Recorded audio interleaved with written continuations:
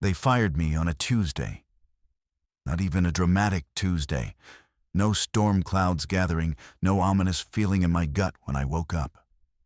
Just a regular, forgettable morning in late March where the coffee tasted slightly burnt and the train ran 3 minutes behind schedule. I remember checking my phone on the platform, scrolling through headlines I wouldn't remember, wearing the blue tie my wife Sarah had picked out because she said it made me look competent. Competent. That word would haunt me later, but not for the reasons she intended. The meeting lasted 4 minutes.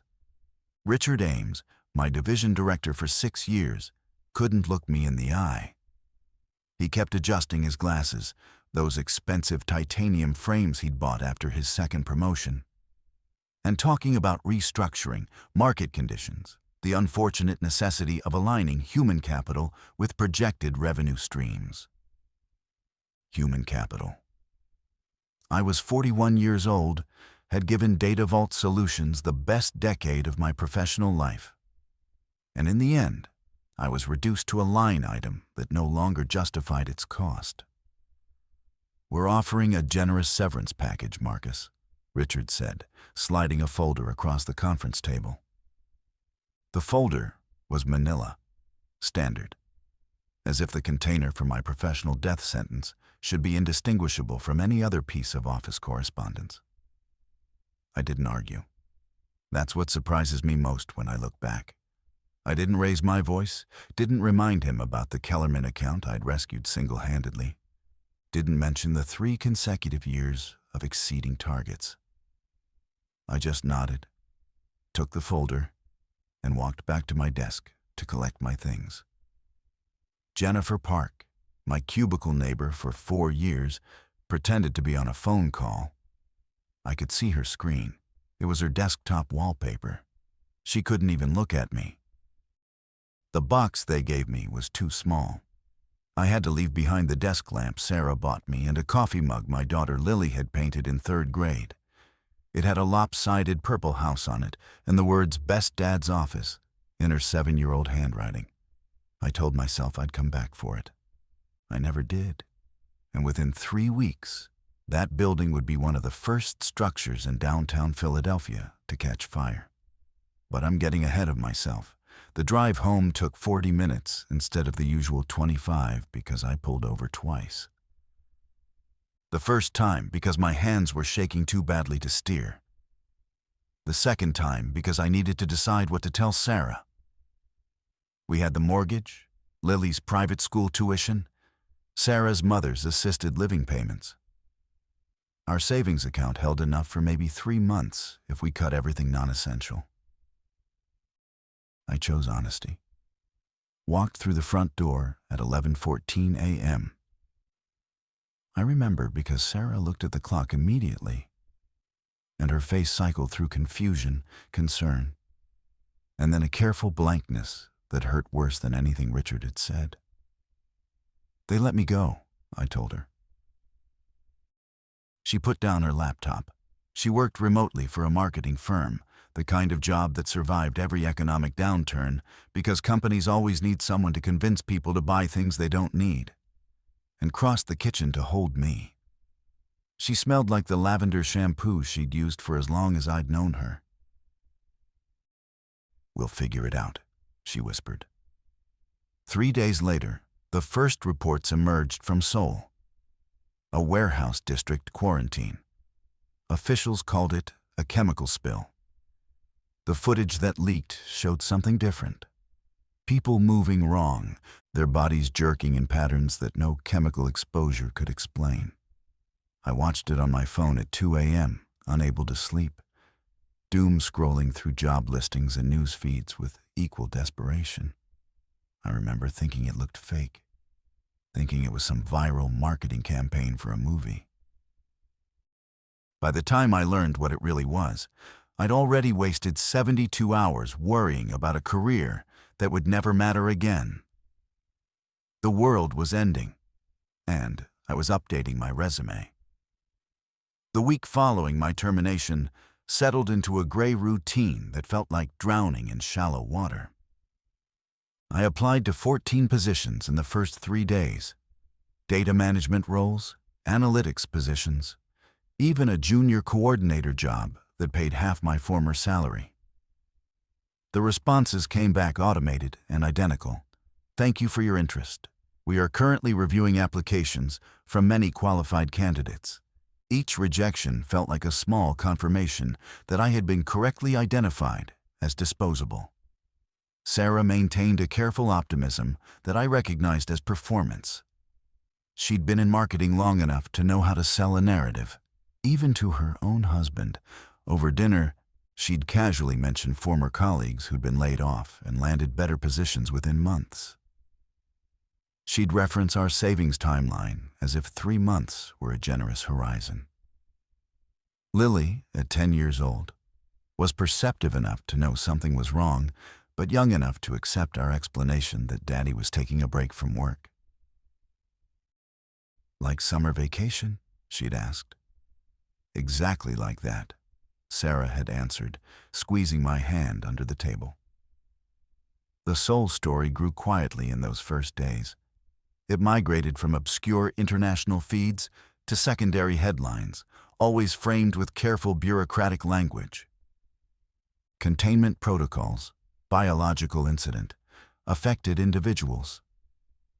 I followed it the way you follow a storm system that might turn toward your coast, with passive attention, no real concern. Philadelphia was 9,000 miles from South Korea. Whatever was happening there belonged to a different world. My neighbor, Dennis Okafor, was the first person in my immediate circle to take it seriously. Dennis was a former Army medic who'd done 2 tours in Afghanistan and now ran a landscaping business. He had the kind of calm that only comes from having already survived the worst things people can do to each other. On Thursday morning, 4 days after my firing, I was checking the mailbox when he called over from his driveway. "Marcus, you watching what's happening overseas? The Korea thing?" I shrugged. "Seems like they're handling it." Dennis set down the hedge trimmer he'd been loading into his truck. "My buddy still works at Walter Reed. Called me last night. Said they've been on elevated alert since Monday. Full NBC protocols." "What does that mean?" "Means they're not treating it like a chemical spill." He looked at me with those steady brown eyes. "Might be nothing. But if Sarah needs anything from the store, bulk supplies, medications, that sort of thing, I wouldn't wait too long." I thanked him and went inside, mildly unsettled but mostly dismissive. Dennis was practical to a fault. The kind of man who kept a go-bag in his truck and rotated his pantry stock quarterly. I attributed his concern to temperament rather than intelligence. That was my first significant miscalculation. That evening, the videos from Incheon surfaced. Not the sanitized news footage with careful camera angles and reporter voiceovers, but raw phone recordings uploaded faster than platforms could scrub them. A woman in a parking garage, running, the camera shaking violently. Behind her, figures that moved with a stuttering, broken gait. Fast in bursts, then still, then fast again. One of them caught a man near an elevator. What happened next was obscured by motion blur. But the sound was clear. That sound, wet and percussive and accompanied by screaming that stopped too abruptly, would become the most replayed audio clip in human history over the following week. I watched it alone in the bathroom at midnight. Sarah was asleep. Lily was asleep. The house was perfectly quiet, except for the hum of the refrigerator and the tiny speaker of my phone, delivering something my brain could not fully categorize. I watched it 3 times, each viewing adding a layer of cold certainty that settled in my chest like ice water. The comments section was split between people calling it fake and people who were already afraid. I fell asleep on the couch that night with my phone on my chest, still open to a newsfeed that was updating faster than I could read. By morning, Japan had closed its borders. Friday brought the first American press conference. The Surgeon General appeared alongside a CDC representative and a Pentagon liaison, the presence of the military figure telling its own story before anyone spoke. They used the term atypical neurological pathogen and assured the public that no confirmed cases existed on American soil. Air travel from affected regions had been suspended. Monitoring protocols were in place at all major ports of entry. There was no cause for panic. I watched it on the kitchen television while Lily ate cereal and Sarah typed on her laptop. The Surgeon General's hands were steady, her voice modulated and professional. But her eyes performed a constant, subtle scan of something off camera, notes perhaps, or personnel. She blinked too often. I'd spent a decade in corporate environments reading the body language of people delivering scripted bad news. This woman was terrified. "Should we be worried?" Sarah asked without looking up from her screen. "I don't think so," I said. "They seem to have it contained." That afternoon, I drove to Costco. Not because of Dennis's warning, I told myself, but because we were low on paper products and I wanted to feel productive. The parking lot was noticeably fuller than a typical Friday. Inside, the water aisle was half depleted. Canned goods were moving fast. I loaded the cart with reasonable quantities: a case of water, extra batteries, canned vegetables, dried pasta, a first aid kit. Nothing that would look panicked, just prudent. The woman in line ahead of me had 3 shopping carts, all canned protein, all water, all medical supplies. She was speaking rapidly into her phone in Mandarin, and though I couldn't understand her words, the urgency in her voice needed no translation. She'd seen this before, I realized. Or she'd heard from people who were seeing it now. I spent the drive home calculating. Our pantry, with these additions, could sustain 3 people for maybe 2 weeks without rationing. Longer if we were careful. I mapped the nearest grocery stores in my head, noted the gas station locations, thought about the generator Dennis kept in his garage. These calculations felt premature, almost embarrassing. Like I was LARPing preparedness instead of searching for a job. But some quiet machinery in my hindbrain was already spinning. That night, South Korea officially declared a national emergency. The footage from Busan was undeniable. Military vehicles on bridges, helicopters over residential districts, and in the background of every shot, smoke. So much smoke that the sunset looked wrong, stained rust orange across every image. My phone buzzed at 9 p.m. "Dennis, filled my truck's tank. Suggest you do the same tomorrow." "Early." I showed Sarah the text. She read it, set down her wine glass, and for the first time, I saw the performance crack. Behind her careful optimism was a woman doing the same math I was doing. A woman looking at her daughter's bedroom door and measuring every emerging variable against that single, non-negotiable priority. "First thing in the morning," she said.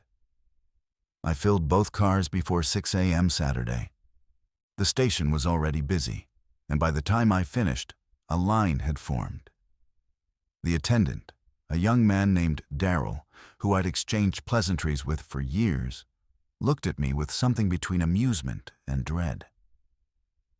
"Everybody's filling up today," he said. "My manager called, said we might get a delivery Monday. Might not."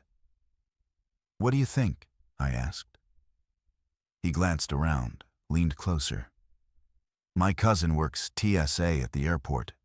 Said they stopped 3 people yesterday coming off a domestic flight from LAX.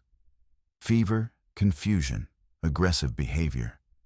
Quarantined them right there on the jetway." He shook his head. "They told us it wasn't here yet." I drove home at exactly the speed limit, both hands on the wheel. and felt the last architecture of my normal life beginning to shift. The job, the mortgage, the tuition. All those problems that had consumed me 5 days ago were becoming irrelevant with a speed that made my head swim. Something was coming, and it was already closer than anyone in authority was willing to admit. Sunday morning, the internet broke. Not literally, though that would come later, but the information dam that had been holding back the true scope of the crisis simply gave way. Someone inside the WHO leaked an internal assessment document. The pathogen was not airborne, but transmitted through fluid contact, primarily bites and deep scratches from infected individuals. Incubation period ranged from 6 minutes to 4 hours, depending on the wound's proximity to major blood vessels. Mortality was not the issue. Reanimation was. That word appeared in an official document for the first time. Reanimation. The dead were not staying dead.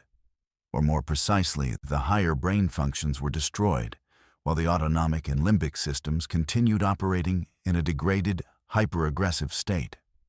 The infected were not supernatural. They were neurologically devastated humans, running on adrenaline and predatory instinct, with no pain response, no fatigue threshold, and no capacity for reason. I read the document 3 times in my office, while Sarah got Lily dressed for a playdate that would never happen. The clinical language couldn't mask what it was describing. This wasn't a disease that could be treated. There was no recovery. Once infected, the person you knew was gone within hours, replaced by something wearing their face that wanted only to spread itself further. My phone rang. Dennis. "You read it?" he asked. "Yeah. I'm going to board up my ground floor windows this afternoon. I have extra plywood if you want to do the same." 2 weeks ago, I would have laughed. 2 days ago, I would have hesitated. In that moment, I said yes without a second's pause. We worked through the afternoon, Dennis, his teenage son Kwame, and me, cutting plywood sheets and securing them over every accessible window on both our houses. Sarah watched from the porch with her arms crossed, Lily beside her asking questions that had no good answers. Why is Mr. Dennis nailing wood on our windows? Are we having a big storm? Kind of, Sarah told her. A different kind of storm. By evening, the plywood was up, and our house looked like it was bracing for a hurricane. 3 other families on our street had done the same. The rest watched from their windows with expressions ranging from skepticism to barely contained fear. The Millers across the street were loading suitcases into their SUV. Jeff Miller caught my eye as he strapped in his 2 boys and gave me a wave that felt like goodbye. "Heading to my folks' place in Vermont," he called over. "You should think about getting out of the city." "Where would we go?" I asked. He didn't have an answer. He just got in the car and drove north. I never saw any of them again. That night, the president addressed the nation. National Guard mobilization in 12 major metropolitan areas. Shelter-in-place advisory for the greater Philadelphia region, effective immediately. Schools closed indefinitely. Non-essential businesses ordered to cease operations. I sat on the couch between Sarah and Lily. My daughter curled against my side, uncharacteristically quiet, and listened to the most powerful person in the country use words like temporary, precautionary, and manageable, while helicopter rotors were audible through our boarded windows. "Daddy," Lily whispered during a commercial break, "are the sick people going to come here?" I looked at Sarah over Lily's head. My wife's eyes were dry, her jaws set, her hand resting on Lily's back with a protective pressure that spoke louder than any words. She gave me the smallest nod. Permission and instruction combined. Tell her the truth, the version she can handle. "Some people are very sick," I said carefully. And we're going to stay safe inside our house until the doctors fix it. That's why we put up the wood on the windows, to keep our house extra safe. Like a castle? Exactly like a castle. She seemed satisfied with that. Children are resilient in ways adults have forgotten how to be. They accept new realities with a flexibility that shame us. Lily fell asleep between us on the couch, and Sarah and I sat in silence, listening to distant sirens multiply as the night deepened. Monday dawned to a city transformed. The shelter-in-place order had emptied the streets of casual traffic, but military vehicles had taken their place. Humvees rolling in pairs down our residential avenue, soldiers in full tactical gear scanning rooftops and doorways. A checkpoint materialized overnight at the intersection of Broad and Vine, visible from our second-floor window if I pressed against the glass at the right angle. I counted our supplies methodically. Water, 12 gallons in bottles, plus whatever remained in the hot water heater, maybe 40 gallons. Food, canned goods for 10 days, dry goods for another week beyond that. Medications. Sarah's thyroid prescription had 6 weeks remaining. Lily's allergy medication was nearly full. And we had a standard medicine cabinet of over-the-counter basics. The first aid kit I'd bought at Costco sat on the dining table like a talisman. Dennis knocked on our back door at 7 a.m. We'd agreed the previous night to use the rear entrances, less visible from the street. He brought information, which was already more valuable than anything physical. The Pattersons left overnight, he reported. So did the Nguyens and the family in the yellow house at the corner. Street's about half empty now. Where are they going?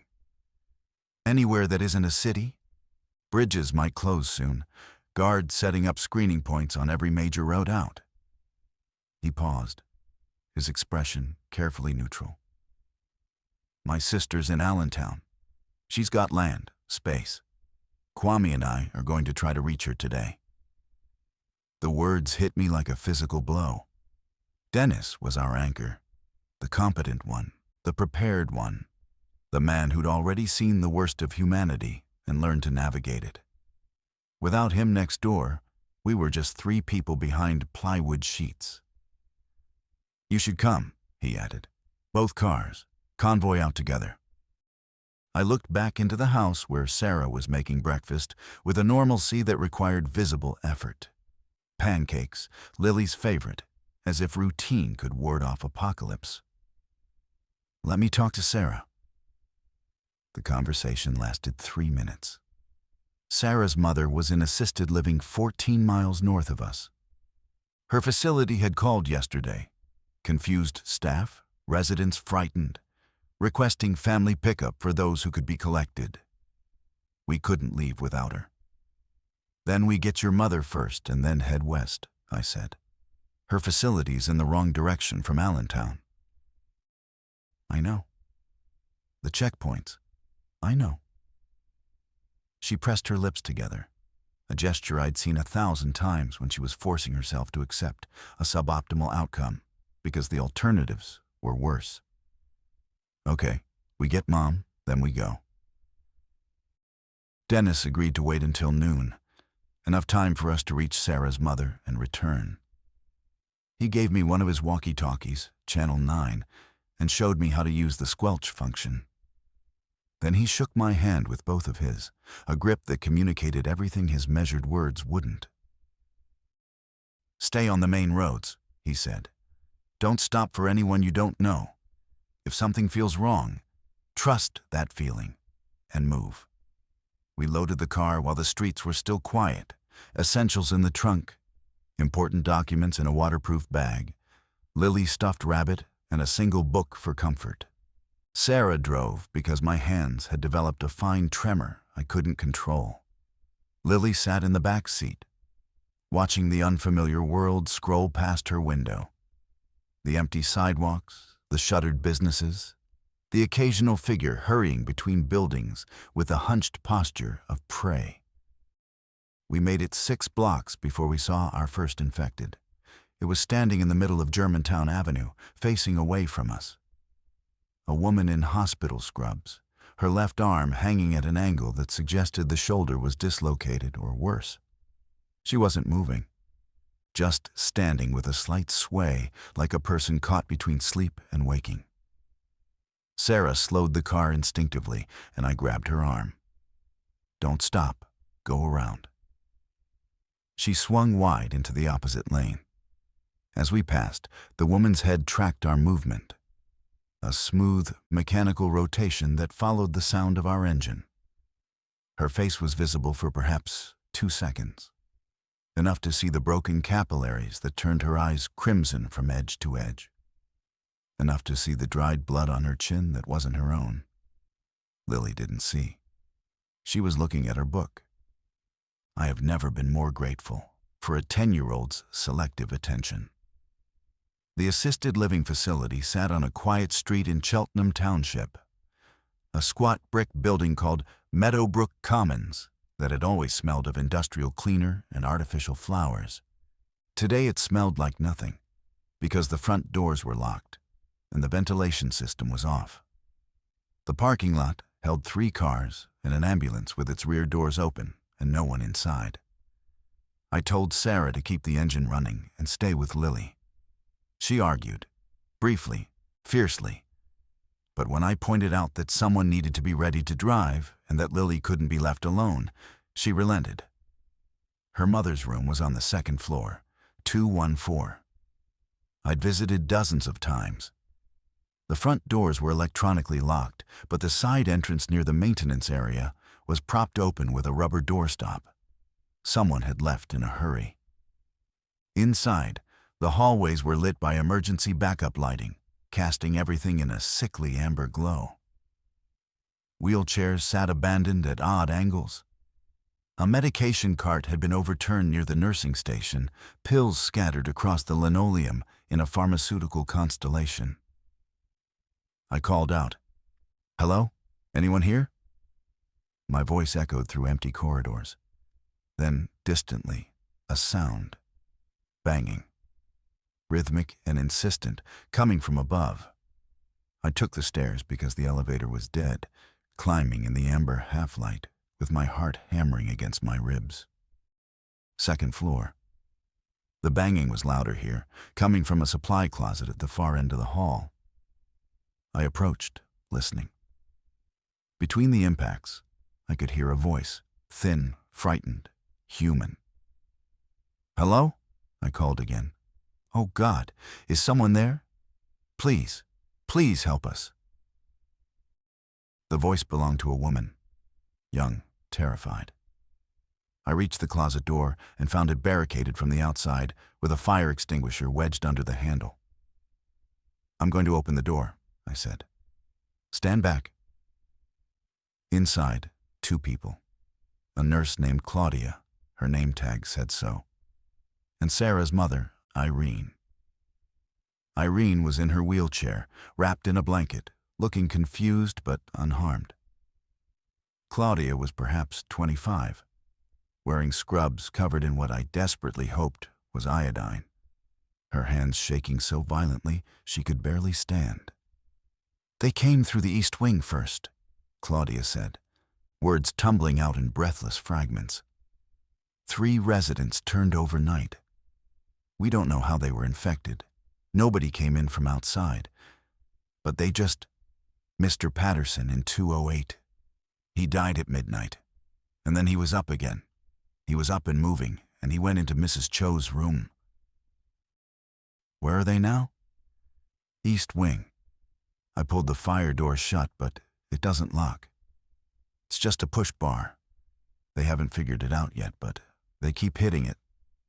As if summoned by her description, a distant metallic crash echoed through the building. Then another. Then a third, rhythmic and relentless. The sound of bodies throwing themselves against a fire door they didn't have the cognitive function to simply push. We need to go, now. Getting Irene down the stairs in her wheelchair was impossible, so I carried her.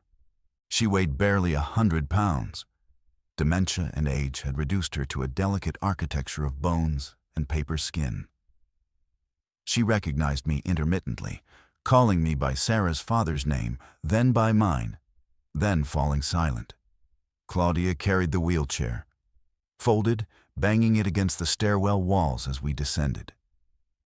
We emerged into parking lot sunlight that felt like a different reality. Sarah was out of the car the moment she saw us, running to her mother, her face collapsing into relief and anguish simultaneously. Lily pressed against the car window, wide-eyed. "Get in," I said to Claudia. "We're leaving the city." She didn't hesitate, didn't ask where or who we were. She threw herself into the back seat beside Lily and began crying with the silent, open-mouthed intensity of someone who'd been holding themselves together by force alone and had finally found permission to fall apart. I drove this time. Sarah held her mother's hand in the passenger seat.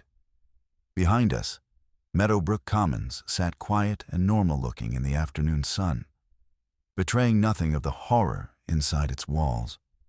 I wondered how many other buildings in the city looked peaceful from outside, while nightmares unfolded within. We didn't make it back to Dennis. The route home was blocked, not by military checkpoint, which I'd prepared for, but by a 6-car pileup at the Cheltenham Avenue intersection that had attracted a cluster of infected. I counted 7 of them, moving between the wreckage with that distinctive stuttering gait, investigating the vehicles with an animal curiosity that made my stomach lurch. One of them had found a survivor. I could hear screaming from inside a crushed sedan, thin and desperate. "Turn around," Sarah whispered. I was already reversing. Lily's face was pressed against the window again, but Claudia had wrapped an arm around her and was blocking her view with her own body, a small act of protection from a stranger that I've never forgotten. The detour took us west instead of south. I tried the walkie-talkie, Channel 9, thumbing the button and calling Dennis's name. Static. Either we were out of range or he'd already left. I chose to believe the latter, chose to imagine him and Kwame already on the highway, moving toward his sister's land in Allentown, safe. We drove through neighborhoods that existed in varying states of collapse. Some streets looked almost normal. Houses sealed up, curtains drawn, the faint glow of television light behind windows. Others were already abandoned, doors hanging open, belongings scattered across lawns, as if people had been mid-packing when something interrupted them permanently. On Ridge Avenue, we passed a church whose doors were wide open. People were streaming in, carrying bags, carrying children, carrying the desperate hope that sanctified walls might offer protection that physics could not. A man in clerical robes stood at the entrance, arms wide, beckoning. His face held the ecstatic certainty of someone who believed they were witnessing prophecy rather than catastrophe. Irene spoke from the back seat, her voice clear for the first time since the facility. "Where are we going, sweetheart?" "Somewhere safe, Mom," Sarah said. "Your father will worry." Sarah's father had been dead for 11 years. She squeezed her mother's hand tighter. "He knows where we are." I checked the fuel gauge, 3/4 full, enough to reach Allentown if the road stayed passable. I merged onto Route 309, heading northwest, and for the first 15 minutes, traffic was sparse and moving. Then we crested a hill and saw the river of brake lights stretching to the horizon. Thousands of cars, all heading the same direction, all fleeing the same creeping horror. Some had pulled onto the shoulder, trying to bypass the gridlock. Others had given up entirely, their occupants standing beside open doors, scanning the tree line with the universal posture of people who suddenly realized that being trapped in traffic might be worse than whatever they'd been running from. "We can't sit here," Claudia said from the back seat. Her crying had stopped, replaced by a focused intensity. If a group of them reaches this highway, all these people are boxed in. She was right. The median barrier and the guardrails transformed a highway into a corridor. Easy to enter, impossible to exit. Every car was a potential coffin. "There's an exit a quarter-mile ahead," I said, squinting through the windshield.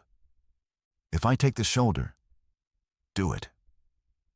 I pulled onto the gravel shoulder and drove slowly, ignoring the angry horns and shouted curses from trapped drivers who thought I was cutting the line. A man in a pickup truck opened his door to block me, and I swerved around him, 2 wheels in the grass. Lily was crying now, not from understanding, just from the tension radiating off every adult in the vehicle. We made the exit.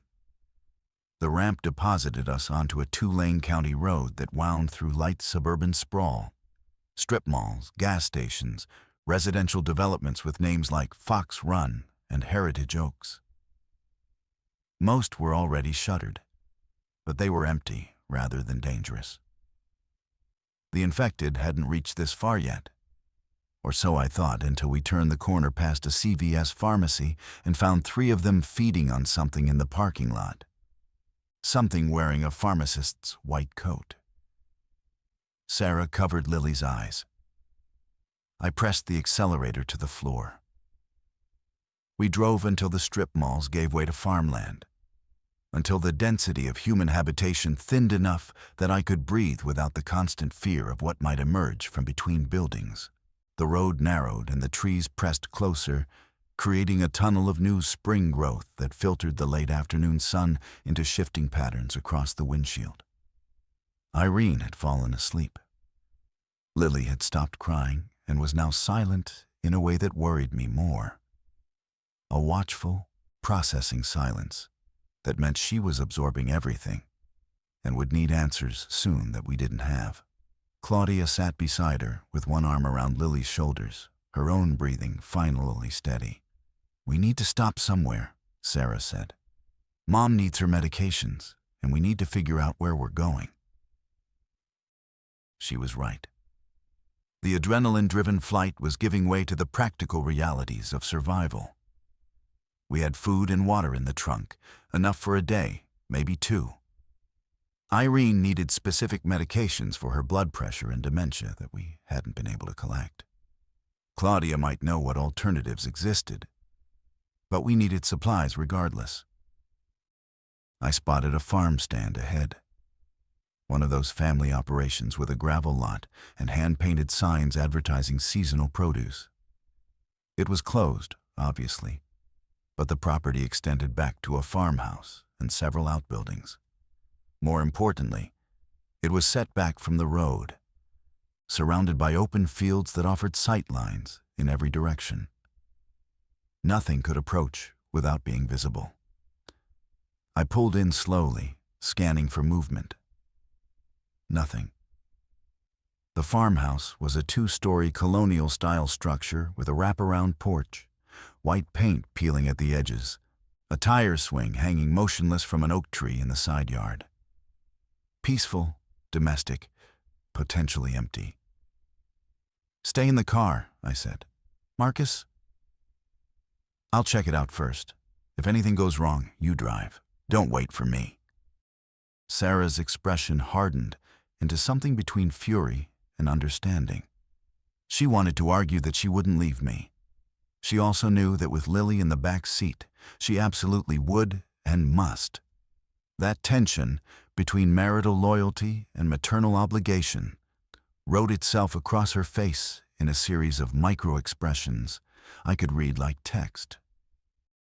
I approached the farmhouse alone, feeling exposed and foolish in my dress shoes and khakis, still wearing my post-termination wardrobe because the apocalypse hadn't given me time to change into appropriate end-of-the-world attire.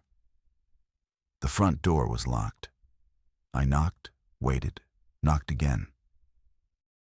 "Hello? Anyone home?" No response from inside. I circled the house, peering through windows. Kitchen, clean, orderly, a calendar on the wall still showing March. Living room, Furniture covered in protective sheets, the kind people use when closing a house for an extended period. This was a seasonal property, perhaps. Owners absent, a gift. The back door was locked too, but the garage was open. Inside, a riding mower, tools, shelving stacked with preserves and dry goods, jars of tomato sauce, canned peaches, bags of rice and dried beans. A generator sat against the far wall, red and industrial-looking, with 2 full gas cans beside it. I found a spare key hanging on a nail inside the garage. Homeowners who still trusted their communities enough to leave a key accessible. A different era's assumption. I opened the back door and swept the house room by room, checking closets and under beds with a thoroughness that would have embarrassed me a week ago, but now felt insufficient. Empty, clean, safe. I stood in the kitchen of a stranger's house, surrounded by someone else's life. Their family photos on the refrigerator, their handwritten recipe cards in a wooden box, their daughter's spelling test held up by a magnet shaped like a ladybug. And I felt the first hot wave of grief for the world we were losing. Not our house, with its own photos and magnets and memories. This house, every house. The millions of small, sacred domestic universes that were being extinguished one by one while I stood in this kitchen with stolen keys in my hand. I waved the car forward. We established ourselves in the farmhouse with military efficiency that first evening. Claudia revealing an organizational competence that transcended her nursing background. She inventoried every supply, categorized every resource, and established a rationing protocol before I'd finished unloading the car. Her hands had stopped shaking. Purpose had replaced panic. And I witnessed the transformation from traumatized survivor to essential team member in the space of an hour. "The preserves alone will last us 3 weeks," she announced, consulting a notepad she'd found in a kitchen drawer. "Combined with what you brought, we're looking at about a month if we're careful. Water's the issue. There's a well pump, but it's electric. Without the generator running, we need an alternative source." "There's a creek," Sarah said, pointing through the kitchen window at a tree line 200 yards distant. "I can see the depression in the field where it runs. We'll need to purify, boiling minimum. Better if we can find iodine tablets." Irene watched all this from the recliner in the living room, where we'd settled her with a blanket and a cup of tea made from supplies in the pantry. She seemed content. Perhaps the dementia shielded her from full comprehension. Or perhaps she'd lived long enough to greet catastrophe with a tranquility the rest of us couldn't access. Either way, her peaceful presence anchored the room in something approximating normalcy. Lily helped Sarah make beds with sheets we found in a hallway closet. Laura Ashley florals that smelled of lavender sachets and someone else's domestic comfort. My daughter chattered as she worked, narrating her task the way children do. And the sound of her voice filled the farmhouse with something essential. Life, continuity, a reason for everything we were doing. That first night, I couldn't sleep. I sat at the kitchen table in the dark, watching the driveway through a gap in the curtains, listening to the rural silence that was so different from the city quiet I knew. No sirens here. But no sirens was its own kind of information. It meant either everything was fine or everything had deteriorated beyond the point where emergency services functioned. I knew which was more likely. The walkie-talkie sat on the table beside me. I tried Channel 9 every hour, calling Dennis's name into the static. At 2 a.m., I picked up a fragment. Not Dennis, but someone else. A voice.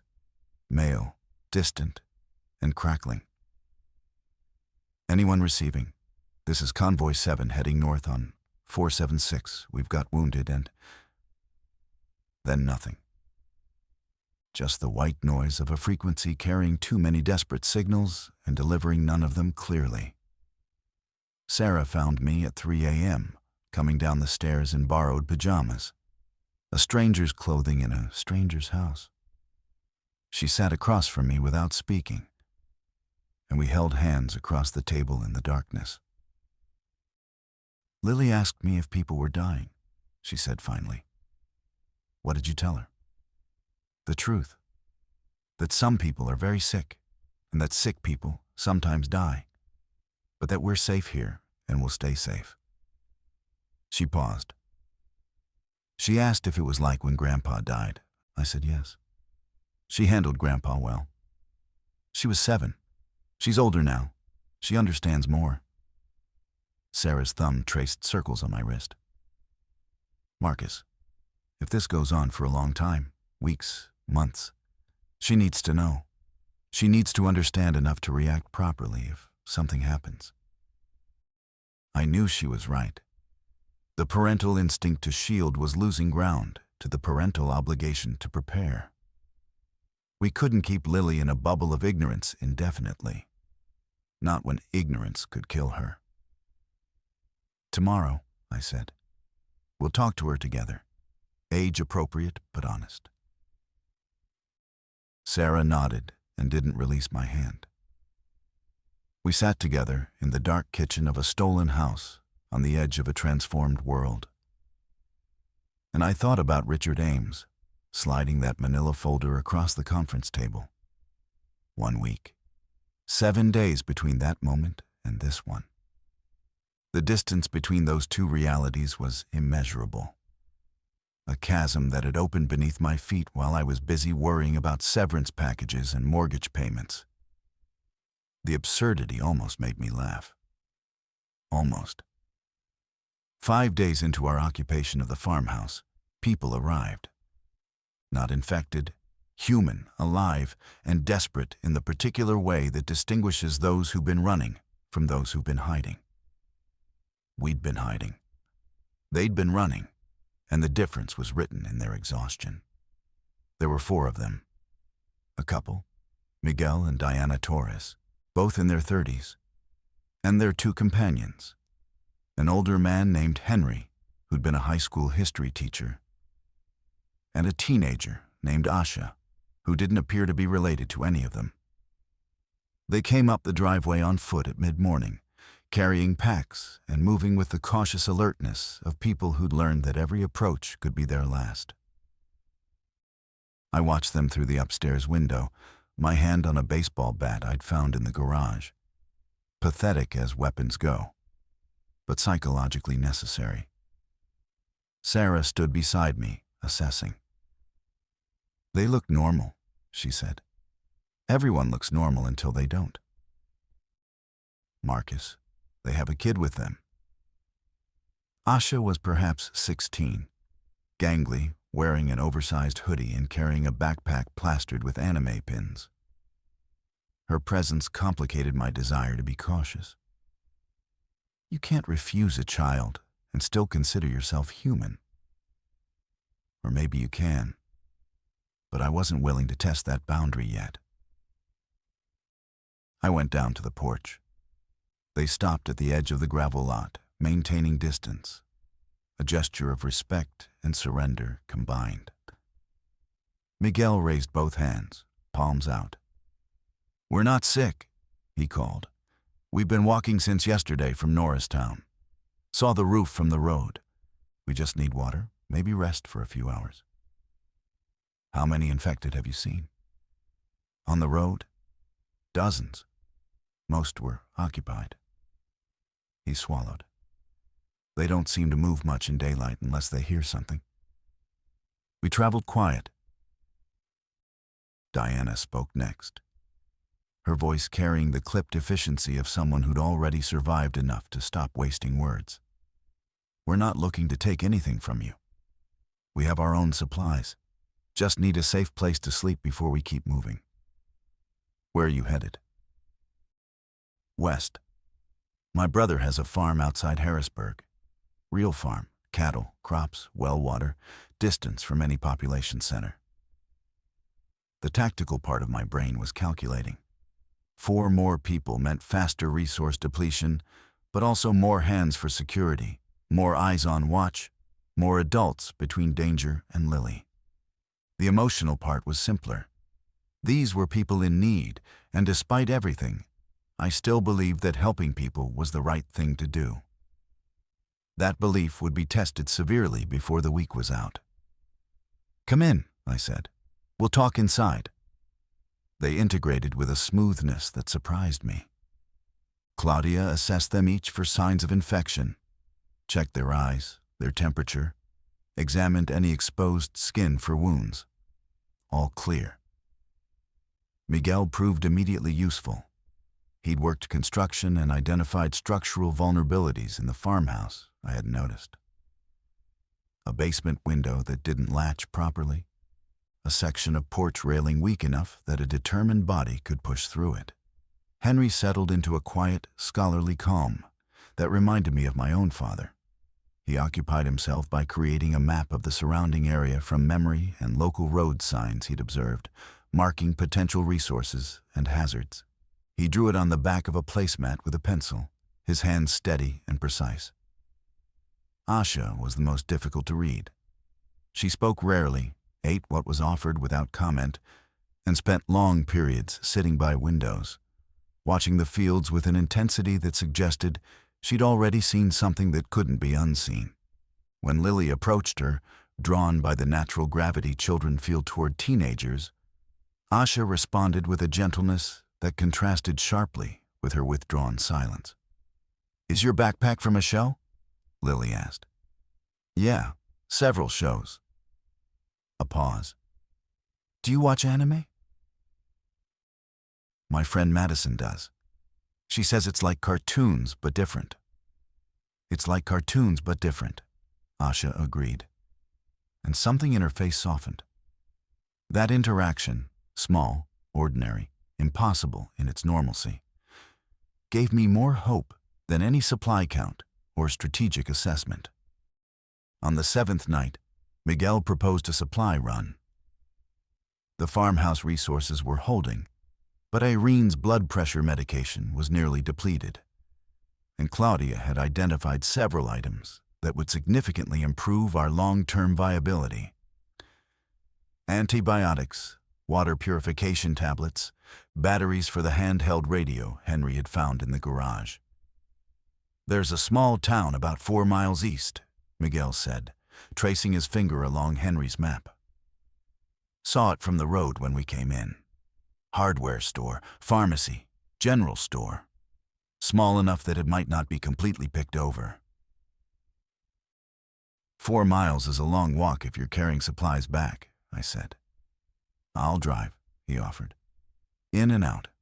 Couple hours maximum." Diana's expression tightened, but she said nothing. I recognized the dynamic, the same negotiation between risk and necessity that Sarah and I had been performing since this began. The difference was that Miguel had spent a decade in construction zones, making split-second decisions about structural integrity. He calculated risk differently than I did. Not better, but with a practitioner's confidence rather than an analyst's paralysis. "I'll go with you," I said, surprising myself. Sarah looked at me from across the room. I expected protest, but received instead a measured assessment. She was weighing the same variables I was, understanding that my presence on the run increased safety through numbers, while my absence from the farmhouse decreased protection for those remaining. The math was impossible. All the math was impossible now. "Take the bat," she said finally, "and the walkie-talkie." We left at dawn, Miguel driving, me navigating with Henry's hand-drawn map spread across my knees. The morning was absurdly beautiful, the kind of spring dawn that in any other context would have felt like permission to be alive. Fields sparkled with dew. Birds occupied the telephone wires in patient rows. The sky held that particular shade of blue that only exists in April, clean and limitless. The town was called Penfield, and it appeared deserted in the way that most small places had become, present but uninhabited, like a theater set after the actors leave. Main Street consisted of perhaps 20 businesses, half of them closed permanently long before the outbreak hit. The pharmacy sat between a barber shop and a consignment store, its windows intact and its door closed. Miguel parked on the street, engine off. We sat and watched for 3 full minutes. Nothing moved except a flag outside the post office, snapping in a light breeze. "Okay," he said, quick and focused. "Medication first, then hardware store. We don't linger." The pharmacy was unlocked. Someone had left in a hurry, but the stock was surprisingly intact. The controlled substances were gone, predictably, but the antibiotics, blood pressure medications, and general supplies remained. I filled a duffel bag with everything Claudia had listed, plus additional items I recognized from our home medicine cabinet. Bandages, antiseptic, anti-inflammatory drugs, surgical tape. Miguel found the hardware store equally cooperative. Batteries, duct tape, rope, a hand crank radio that still worked when he tested it. We were efficient, methodical, and remarkably lucky. The entire operation took 20 minutes. We were loading the truck when I heard it. Not the shuffling gait or guttural sounds I'd been dreading. Something worse. An engine. Coming fast from the north end of town, the sound of a vehicle being driven without concern for noise discipline or fuel conservation. Someone was coming, and they weren't trying to be subtle about it. A black pickup appeared around the corner. Lifted, aftermarket, the kind of vehicle that communicated aggression by design. It stopped in the middle of the street, engine idling, 50 yards from where we stood frozen beside our car with armfuls of supplies. 2 men got out, both armed, actual firearms, shotgun and rifle respectively, both looking at us the way predators assess whether potential prey is worth the energy. "That's a nice haul you got there," the one with the shotgun called. Miguel set down his bag slowly. His voice came out even, steady, diplomatic. "Plenty in there for everyone. We didn't clear it out. Didn't say we wanted what's in there." The man smiled. "Said we wanted what you got." The confrontation lasted perhaps 4 minutes, long enough for my entire body to flood with adrenaline. Short enough that my memory compresses it into a series of sharp images rather than a continuous sequence. Miguel stepped slightly in front of me, a subtle positioning that placed his body between the armed men and the vehicle behind us. His hands were visible, empty, raised to shoulder height. Everything about his posture communicated submission, while his eyes calculated angles and distances. "We're not looking for trouble," he said. "Take what you want from the stores. We'll leave." The shotgun man, stocky, sunburned, wearing a hunting vest over a flannel shirt, took 2 steps closer. His companion hung back, rifle held across his chest, with the casual familiarity of someone who'd grown up with firearms. Neither seemed panicked or desperate in the way I'd expected violence to present itself. They were calm, calculated. This wasn't survival instinct. It was opportunity. "Truck keys, too," Shotgun said. "You can walk back to wherever you came from." Loss of the vehicle meant loss of mobility, which meant being trapped at the farmhouse with no ability to evacuate if the infected reached us. It meant Irene's medications running out with no way to resupply. It meant everything narrowing to a single, fixed point from which escape became impossible. I saw Miguel's jaw tighten, the same calculation running through his mind. I waited for him to comply, to make the survival calculus that said a truck and supplies were replaceable, but our lives were not. Instead, something unexpected happened. From behind the barber shop, A voice. "Ray, what the hell are you doing?" A woman emerged. 50s, gray-haired, wearing an apron over jeans and work boots. She carried no weapon, but walked with the authority of someone who didn't need one. She strode directly between us and the armed men, hands on her hips, radiating a maternal fury that made even the shotgun waver. "These people aren't your enemy," she said. "They're survivors, same as us." "Stay out of this, Gail." "I will not stay out of this. You want to be the kind of man who steals from families during the end of the world. Your mother would be ashamed." Ray's face contorted, shame and aggression wrestling visibly beneath sunburned skin. The woman called Gail had located something in him that the situation hadn't fully eroded, a social identity, a connection to who he'd been before the context permitted him to become something worse. The moment balanced on its edge. I could feel it. The pivot point between violence and retreat. Between the world where people still answered to communal expectation and the world where only force mattered. My hand tightened on the baseball bat at my side, though I knew it was meaningless against firearms. Then the second man, the rifleman, lowered his weapon first. "Come on, Ray. She's right. Let's go find our own." Ray stared at us for another 3 seconds, his jaw working. Then he spat on the asphalt, turned, and walked back to the black pickup. Doors slammed. The engine revved with unnecessary aggression, and they were gone, heading north, back the way they'd come. Gail watched them go, then turned to us. Up close, her face was lined and tired, but her eyes held a competence that reminded me of Dennis. "You boys okay?" "Yeah," Miguel breathed. "Thank you."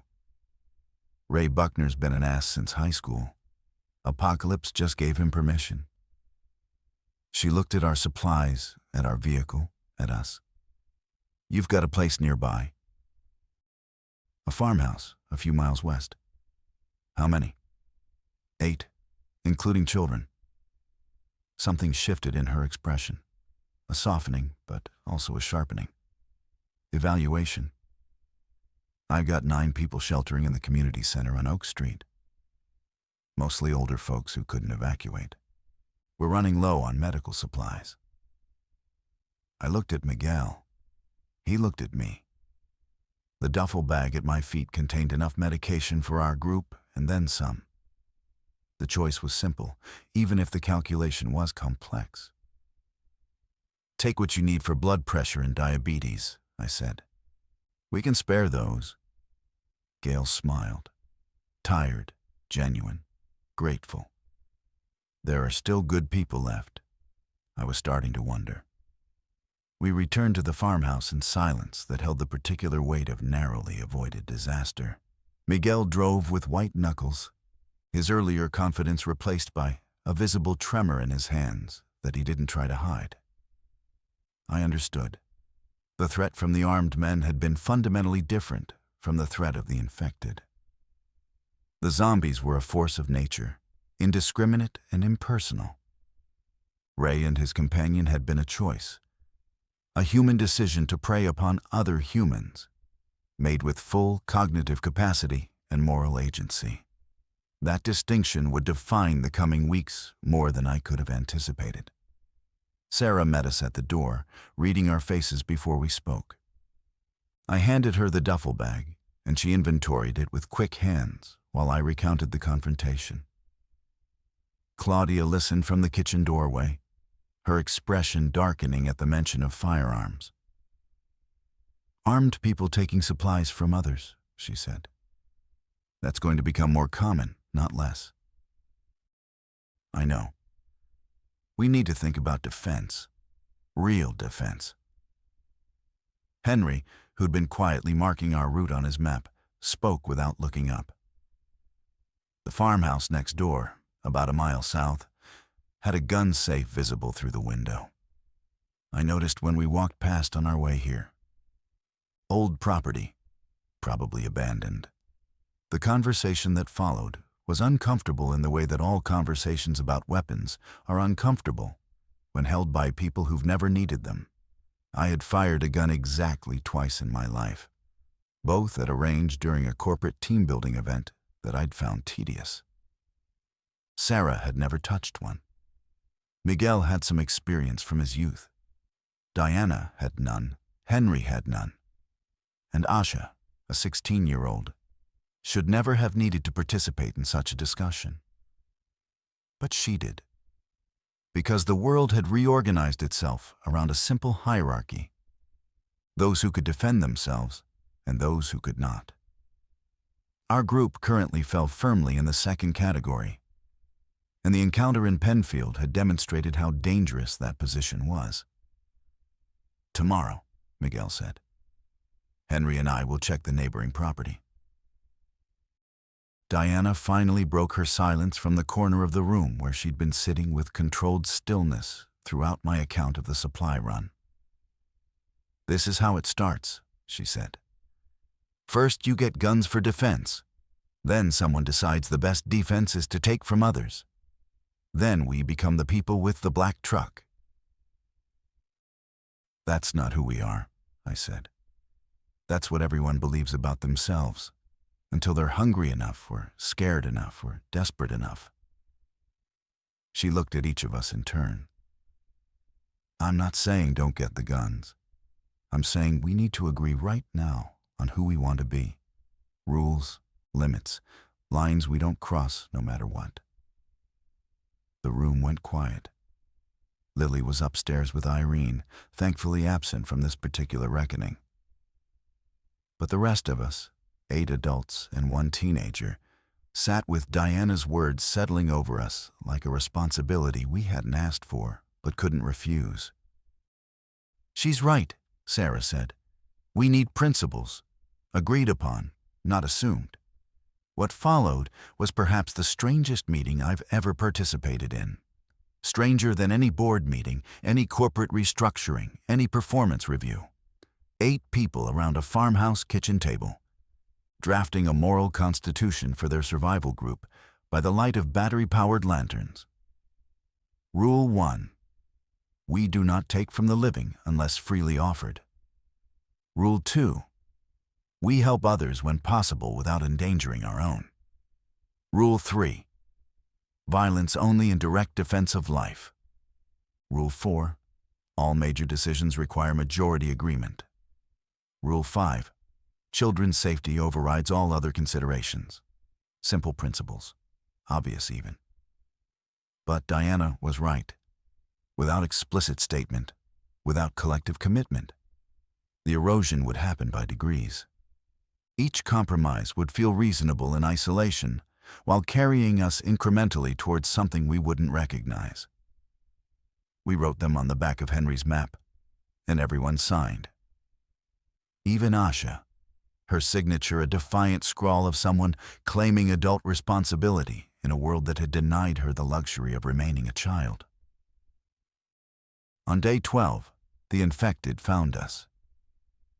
Not through any failure of our precautions, but through the simple mathematics of dispersal. As cities emptied and the infected consumed their available populations, they drifted outward into the surrounding territories, following roads and noise and the diminishing scent trails of the living. I was on morning watch. We'd established a rotation after the 3rd night. Sitting on the farmhouse roof with binoculars and one of the 2 hunting rifles we'd recovered from the neighboring property. Henry and Miguel had found the gun safe open. Its owner presumably departed with the primary weapons, but 2 rifles and a shotgun had remained along with several boxes of ammunition. I'd spent 3 afternoons learning to load, aim, and fire under Miguel's patient instruction. I was adequate at best. Movement at the tree line, eastern edge of the property, where the field met a stand of young oaks. I raised the binoculars and felt my stomach compress into a cold knot. 3 figures emerging from the trees, then 4, then 6. They moved in that distinctive broken pattern, periods of stillness interrupted by sudden, jerky motion, spreading across the field in a loose formation that wasn't coordinated, but wasn't entirely random either. They were following something. A sound, perhaps. A scent. The pull of living bodies nearby. I keyed the walkie-talkie. Multiple contacts. East field. 6 minimum. Moving toward the house. The response was immediate. 14 seconds from alert to action. A testament to the drills Diana had insisted we practice. The drills had felt excessive at the time. Nothing felt excessive now. Miguel appeared on the porch below me with a shotgun. Sarah moved Lily and Irene to the upstairs bathroom, the most interior room with no exterior windows. Claudia positioned herself at the ground floor's strongest point with Henry. Diana and Asha secured the rear entrances, checking that every barricade we'd reinforced held firm. The infected reached the edge of the gravel lot. In the binoculars, I could see details I wished I couldn't. One was wearing a business suit, tie still knotted. Another was barefoot. Feet torn and bloodied from distance, traveled over rough ground without the pain signals that would stop a living person. The third, God help me, was small. Perhaps 13, the age Lily would reach in 3 years. They milled at the lot's edge, swaying, not approaching but not retreating, testing the air like animals at a waterhole, sensing something without locating it. We'd been disciplined about noise. No generators during daylight, voices kept low, movements measured. But we were here, and they could detect it somehow. The leaked WHO document had mentioned residual olfactory function in the infected, the ability to smell living tissue within a certain radius. One of them broke from the group and moved toward the barn. It hit the closed door, bounced off, hit it again. The rhythmic banging from Meadowbrook repeated itself. Mindless persistence that would eventually yield results through erosion alone. If they breach the barn, they'll hear the contents shifting and it'll draw the rest, Miguel said from below, his voice barely above a whisper. Can we wait them out? Maybe. If they don't detect us more specifically, they might drift after a few hours. But if more arrive while these are still here. He didn't finish. The 6 became 9 by mid-morning. 3 more had emerged from the same tree line, following whatever signal the first group had broadcast. Our farmhouse was becoming an anchor, a gravitational point that accumulated wandering infected with each passing hour. I watched through the binoculars as the newest arrivals joined the pattern of aimless investigation around our property's edges. One found the tire swing and pushed it. The chain creaked, and the sound drew 4 others. They stood in a loose semicircle watching the swing oscillate, their damaged faces tracking the motion with a parody of fascination. Upstairs, I could hear Lily asking Sarah quiet questions. Sarah's answers were steady and calm, but even through the floor, I could detect the strain beneath them. We were trapped, and the trap was tightening. By afternoon, the count reached 14. They surrounded the property in a loose perimeter, not deliberately, but the effect was identical to a siege. Every direction of potential escape held at least 2 of them within visual range. Their pattern hadn't changed. Aimless wandering punctuated by moments of alert stillness when a sound or scent caught their fragmented attention. We couldn't stay. The mathematics were irrefutable. Henry laid them out with his teacher's precision during a whispered conference in the upstairs hallway. More would come. The ones already present would eventually investigate the house more aggressively. A breach of any single entry point would funnel them inside, and the farmhouse's layout offered no defensible choke points. We'd been treating this property as a refuge when it was actually a box with 6 faces, any one of which could become an entrance.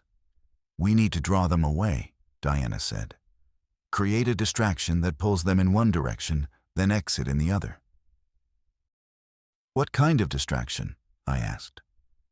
Asha spoke, the first time she'd volunteered information during a tactical discussion. They respond to sound over smell. I've watched them from the windows. When the shutters bang in the wind, they all orient toward it. If we can create a loud, sustained noise source away from the vehicles, they'll converge on it. The generator, Claudia suggested. We haven't used it. It's loud. We could set it running in the barn and leave through the front while they investigate. That gives us maybe 3 minutes before they realize the sound isn't prey, Miguel calculated. Enough time to reach the cars if we're already loaded. Already loaded meant preparing in silence, in stages, without alerting the infected to increased activity. We spent the next 2 hours moving supplies to the vehicles in agonizing increments. 1 trip every 15 minutes, using only the front door while the majority of infected clustered near the barn and eastern field. Each person carried 1 item, moved slowly, made no sound beyond the soft crunch of gravel underfoot. I carried Irene to the car myself. She was awake, confused, asking for people who'd been dead for years.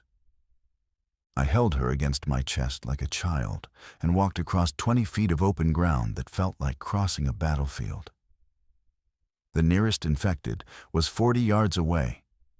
Its back turned, head tilted towards something in the grass. My heart was a war drum in my ears, surely loud enough to draw them, surely audible across the entire property. It wasn't. I reached the car, set Irene in the back seat, returned for the next load.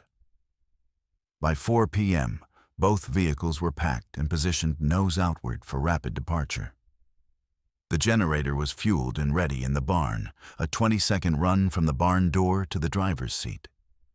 Miguel would start it. I would drive the lead car with Sarah, Lily, and Irene. Diana would drive the second with Claudia, Henry, and Asha. On my signal, Miguel said through the walkie-talkie, "Everyone in vehicles, engines off, ready to turn over." We sat in suffocating silence. Lily was pressed against Sarah's side, her stuffed rabbit clutched to her chest, her eyes wide and fixed on the back of my headrest. I could see her in the rear-view mirror, my daughter, trusting me to keep her alive, and I thought, this is what I'm for. Not data management, not analytics, not impressing Richard Ames. This. The generator roared to life. The effect was instantaneous. Every infected head on the property snapped toward the barn in unison. They moved. Fast. Faster than I'd seen before, converging on the sound source with a predatory urgency that confirmed what I'd suspected. They weren't mindless. Not entirely. Something in their degraded neurology still processed stimulus and response, still prioritized targets, still hunted. "Go," Miguel's voice crackled. I turned the key. The engine caught. I put it in gear and hit the gas, spraying gravel behind us as we shot down the driveway toward the road. In the mirror, I saw Miguel sprinting from the barn, Diana's car already moving, the back door swinging open for him to dive into. Behind us all, 14 infected bodies crashed against the barn walls, seeking the source of sound that had already betrayed them. We drove west through failing daylight, following roads that Henry had mapped with alternatives and contingencies. The plan was Harrisburg, Diana's brother's farm. But the plan required passable highways and unblocked routes, neither of which was guaranteed. The world between our farmhouse and our destination was a territory of unknowns. The first 20 miles passed without incident. Rural roads winding through agricultural land that lay fallow and untended, spring growth already overtaking ordered rows. The absence of people was total. No vehicles, no figures in fields, no lights in windows. Just landscape reclaimed by a silence that felt ancient rather than recent. Lily fell asleep against Sarah's arm. Irene dozed in her own private confusion. In the passenger seat, Sarah watched the road ahead with the focused attention of a navigator, Henry's map on her lap, a flashlight ready for when full dark arrived. "What if they're not there?" she asked quietly. "Diana's brother." "Then we find somewhere else." "Where?" I didn't have an answer. The entirety of my life planning had operated on assumptions of stability, career progression, financial growth, institutional support. Every safety net I'd ever relied upon had been a product of functioning civilization. Without that, planning reduced to immediate survival. Food, water, shelter, security. Tomorrow and tomorrow, and tomorrow, collapsing into today. At mile 32, we encountered our first roadblock, not military, civilian. A construction barricade erected across both lanes, reinforced with vehicles parked perpendicular. Behind it, light, torchlight, actual fire, not electric, figures moving. I slowed to a stop 200 yards back. Diana's car pulled up beside me, and Miguel leaned across to speak through the open window. Could be friendly. Could be Ray Buckner's cousin. He exhaled sharply. "Flash your lights. See how they respond." I flicked the headlights 3 times. A pause. Then a flashlight on the barricade responded. 3 flashes back. Universal signal of non-aggression. At least, that's what I chose to believe. We approached slowly. A man emerged from behind the barricade. Tall, wearing a sheriff's department jacket, though his posture suggested volunteer rather than professional. He approached my window with a flashlight and a wary but not hostile expression. "Where are you headed?" "West, Harrisburg area. You can't take 322 past this point. Bridge is down at Lewistown. They blew it on purpose to stop a herd from crossing. You'll need to go south, pick up the turnpike." "A herd?" "That's what we're calling the big groups. Hundreds of them, moving together. They follow noise, congregate, create more noise, attract more. Like a snowball effect. One came through yesterday, took out most of Mifflintown before it dispersed."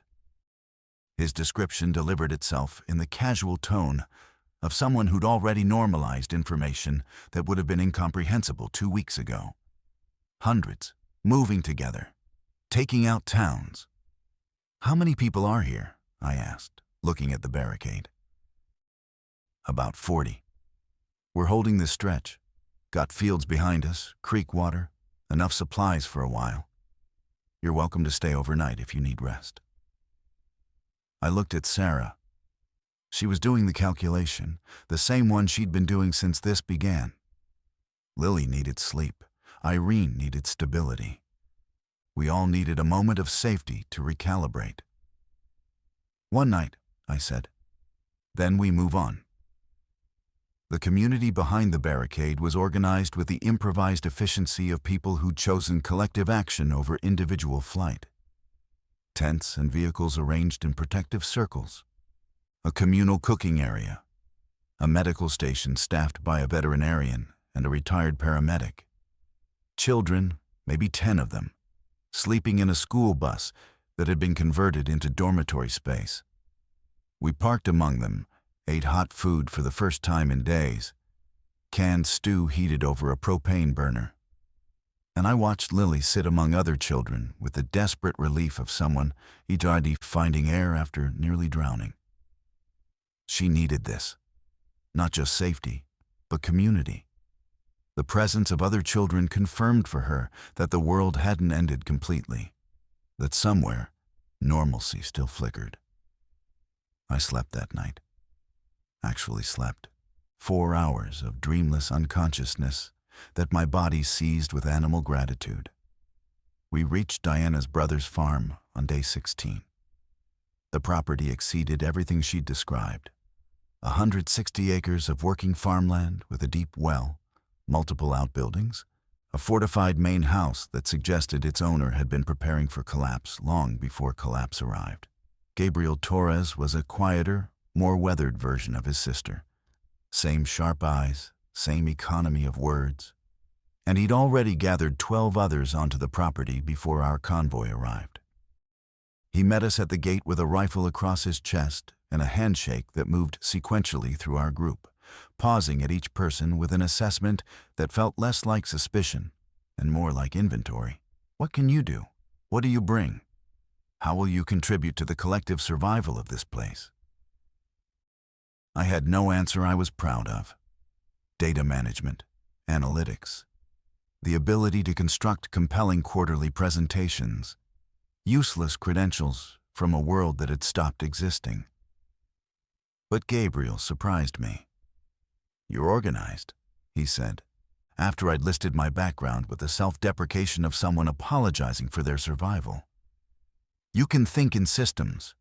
I need someone who can manage resources, track consumption, project timelines, coordinate rotation schedules. Every farmer knows how to grow food. Not every farmer knows how to allocate it." He was offering me purpose. Not the purpose I'd built my identity around for a decade. Not the title, the office, the corporate belonging. But something more fundamental. The application of cognitive skills to collective benefit. The thing that work had always been underneath its layers of capitalism and hierarchy. I accepted.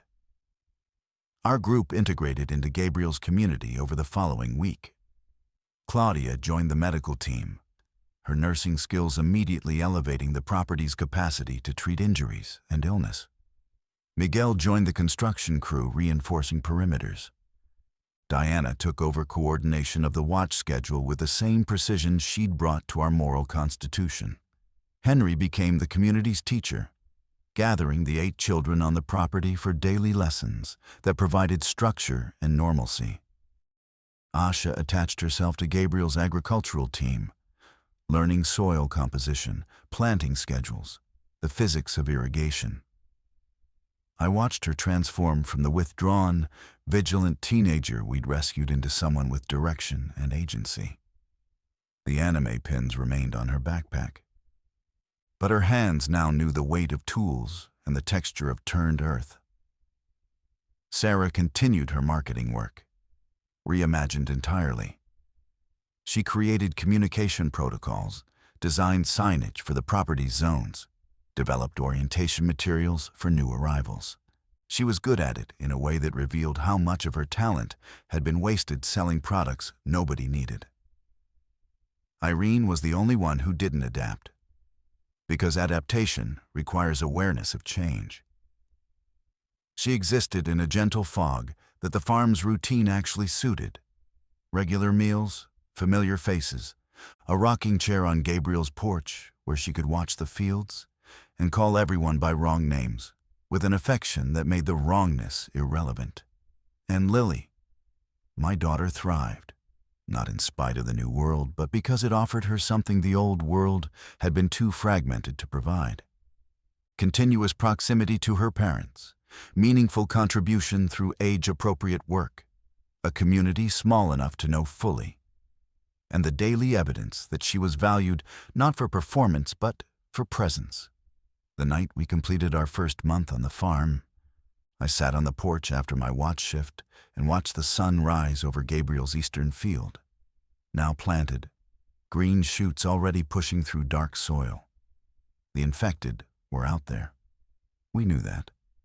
Our patrols encountered them regularly at the property's edges, and the distant sound of larger herds moving through valleys reminded us nightly that safety was conditional and maintained only through vigilance. But something had settled in me. Something I'd lost long before the outbreak began, and hadn't recognized as missing until it returned. Purpose without performance, value without metrics, belonging without earning. Richard Ames had fired me, and in doing so, had accidentally set me free. The moral fractures didn't end with Diana's constitution. They intensified as the community grew, because every new arrival brought competing values and survival instincts that no document could fully reconcile. The hardest moment came on day 43. A family arrived at the gate: father, mother, 3 children under 10. The father was bitten. Left forearm, clearly visible, wrapped in a blood-soaked cloth that couldn't hide the distinctive half-moon of human teeth marks.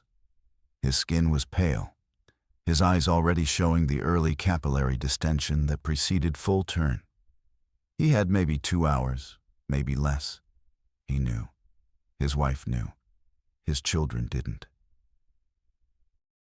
"Please," the wife said, "let our children in. Let them be safe." Gabriel looked at me. I was resource management now, the person who tracked capacity, calculated sustainability, determined what the community could bear. 3 children meant additional food consumption, supervision requirements, emotional support infrastructure. 3 children also meant 3 lives. "The children enter immediately," I said.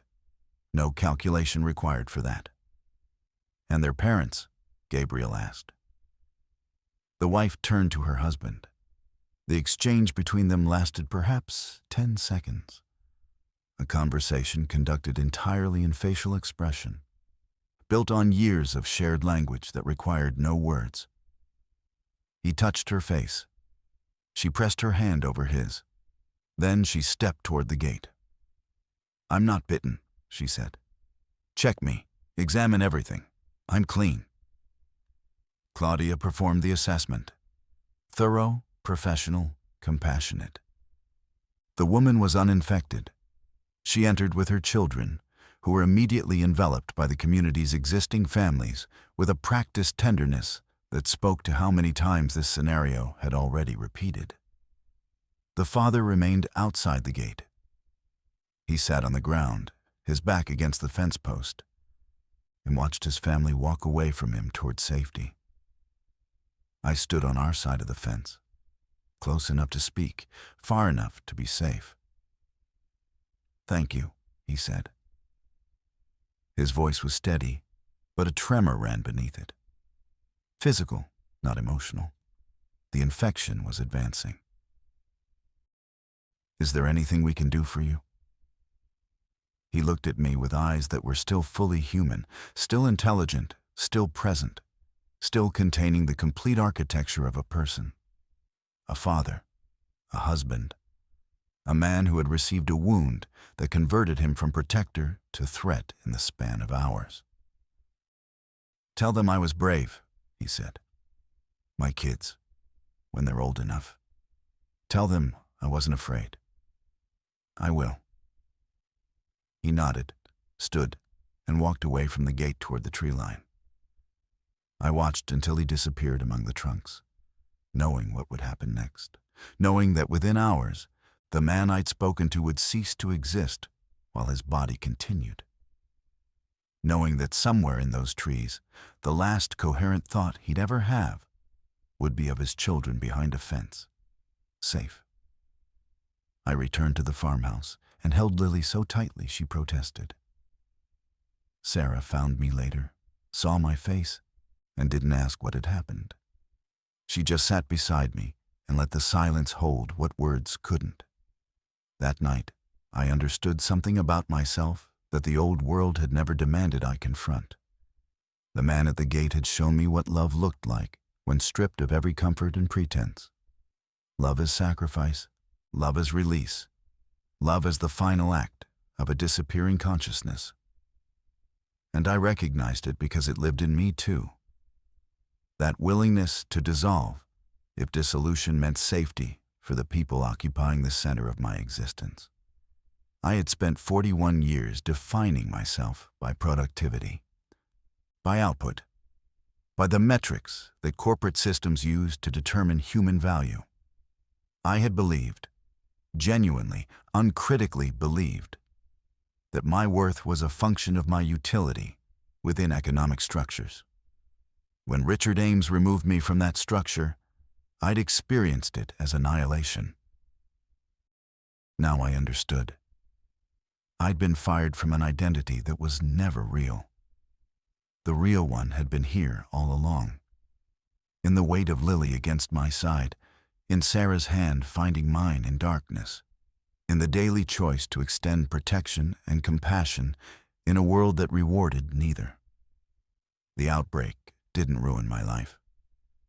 It revealed what my life had always been beneath the costume.